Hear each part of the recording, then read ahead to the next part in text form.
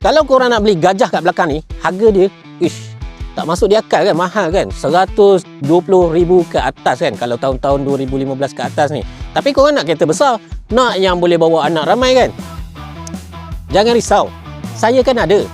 Korang request saya bagi, request saya mesti bagi. Jom kita tengok kat sini, Hyundai Starex. Saya pun tak tahulah nak panggil dia van ke, nak panggil bus ke. Sebab apa? Sebab dia punya dalaman dia sangat-sangat besar, sangat-sangat luas. Kereta ni boleh bawa sampai 12 orang tau.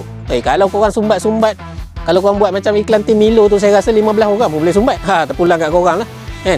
Jom kita tengok daripada bahagian depan dulu lah. Nanti saya belanja bahagian dalaman kereta ni, okey. Tengok dia punya design depan dia, tak adalah ketinggalan zaman bang. Okey lah untuk MPV yang besar macam ni.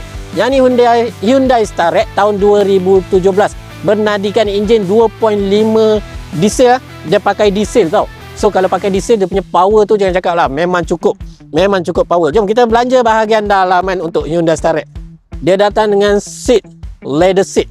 Dia datang dengan dashboard two-tone color, hitam campur color cream kan, campur dengan cream. Okey, datang dengan infotainment, bagi saya cukup. Sesuai untuk MPV lah. Okey, so bahagian belakang dia yang penting tu. Bahagian belakang dia yang penting.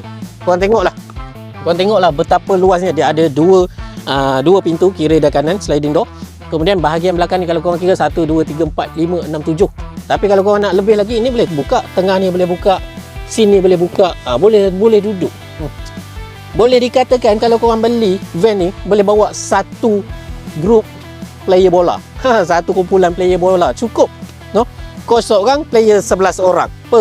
Dah cukup dah. Sebab tu saya cakap, nak panggil van ke nak panggil bus. Jadi kalau korang nak kereta besar tapi harga mampu milik, harga dia 50 lebih je.